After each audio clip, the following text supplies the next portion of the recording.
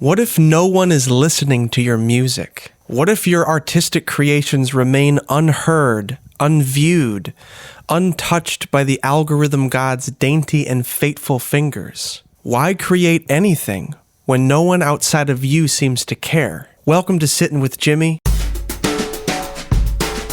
I'm Jimmy, and this is the place where we discuss all things creative because creativity is a way of life. So there you are.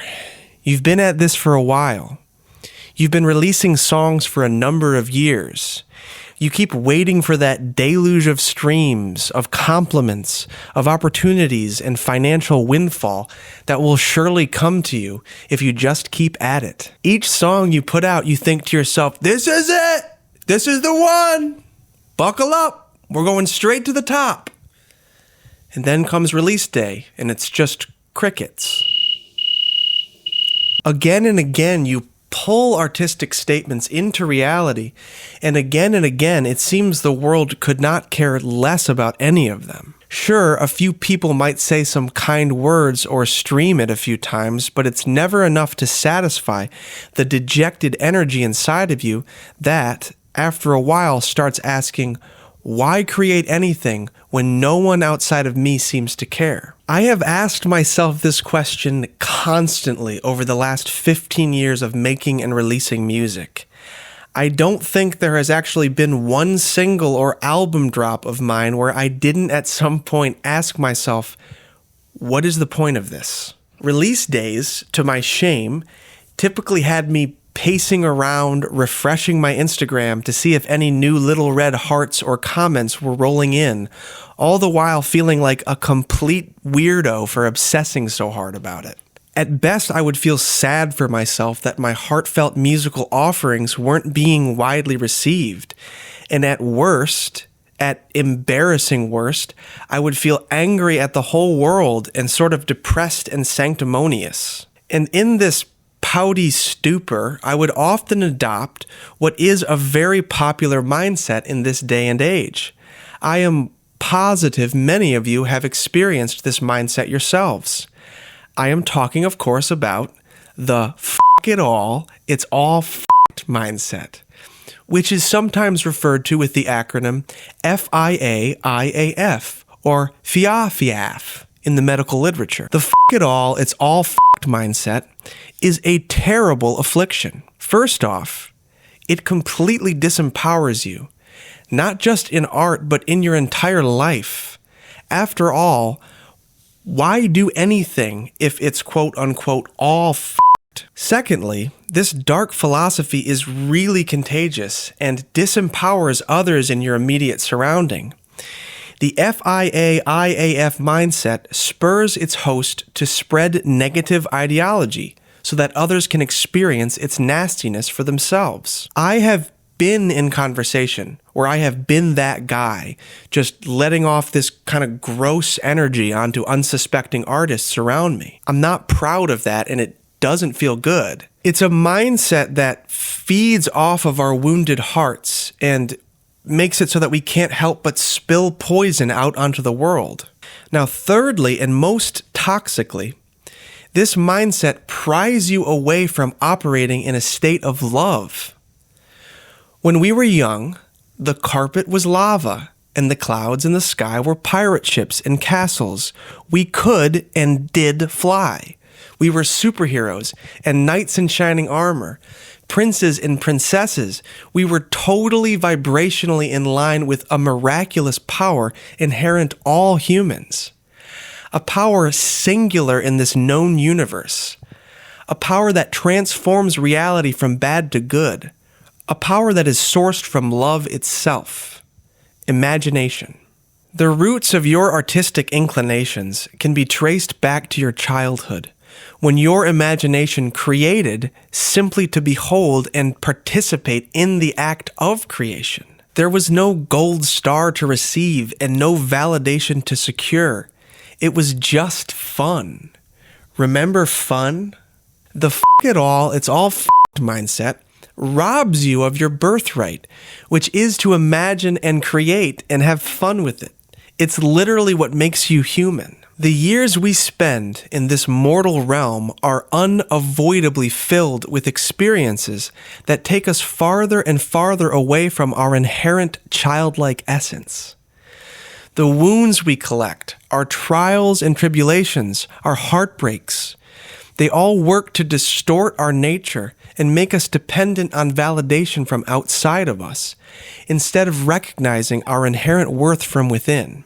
It is a trick of the ego to convince you that any amount of validation from the outside could ever make you satisfied or okay. I think it actually does the opposite in most cases. You can see this exemplified in our species' grand tradition of drug-addicted and dead rock stars. Was the validation they received enough to make them happy, to make them okay, or did it kill them? It is a pretty thin line when you think about it. You can see it also in the faces of aging celebrities as they cut and sculpt into their faces with knives and plastic in order to maintain a face worthy of praise and validation. I would actually argue that it takes an extremely special kind of person to even endure the kind of validation that a lot of us artists fantasize about. There is an amazing quote from spiritual teacher Eckhart Tolle that perfectly summarizes my point here. In his book, A New Earth, Tolle says, "The ego wants to want more than it wants to have." Think about that for a moment, and then think about it every day for the rest of your life. The nature of the ego is that of the constant wanter.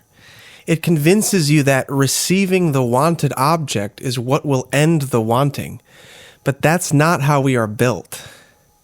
The ego is the progenitor of wanting in perpetuity, projecting a carrot on a string, ever forward into the future, just out of reach. It's an illusion. Your true nature, far below the distortion, is perfectly content to just play and experience reality as it is, beyond the projections of your mind. The ego and the wanting is just a storm on the surface of reality's ocean of mystery. Even still, even if you 100% accept this premise and understand that wanting itself is the source of your discomfort and has nothing to do with the thing that is wanted, there are still so many reasons to create art, even if no one seems to care. It all begins with you honestly answering the following questions about your art. Do I love this? When I engage in the act of creation, does it move me into a state of love? Do I, in that state of love, act in love and imbue my creations with that love? Is it fun? Do I forget about the world and my problems and enter into a world of imagination colored by love when I create? If the honest answer to these questions is no, then stop making art and find the thing that puts you into a state of love. If the honest answer is yes, but only if I can net the validation I need to make a career and make enough money from it to live, fair enough. But now we're talking about business, and that is not what this video is about. But if the answer is a wholesale, unashamed yes to all of the above, then you, my friend, are an artist.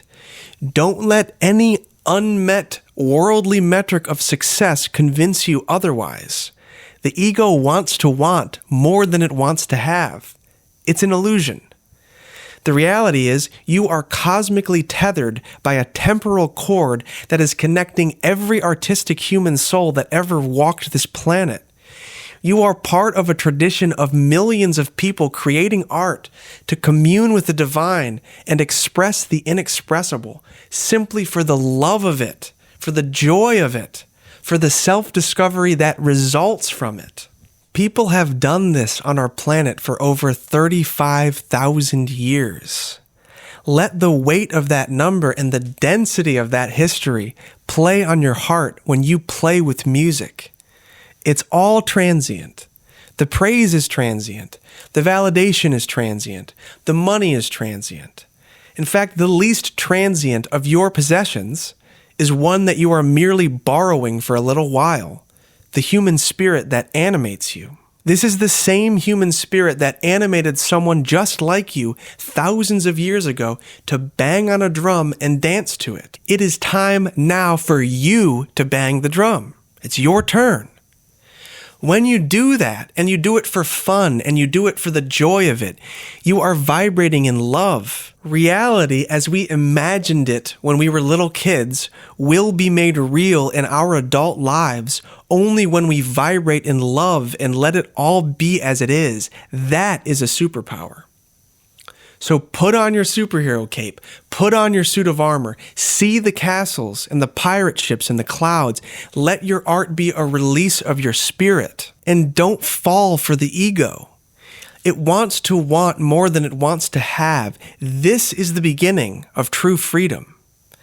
And I, for one, can't think of a more endlessly fun, engaging, and rewarding life than a life spent experimenting with art, expressing my humanity through music and songs. Whether people like it or hate it or love it or are indifferent to it, it doesn't concern me. It's not the hill that I'm dying on. I love it. And one day, when a little kid comes up to me at a show and starts excitedly asking about my guitar with stars in his eyes, I'm not going to look at him in the eyes and say, "F it, it's all f***ed." I'm going to find that kid inside of myself that was just like him or her, enchanted by music and art and the beauty that human beings are capable of. And I'm going to dream with them and tell them how wonderful and important their dreams are.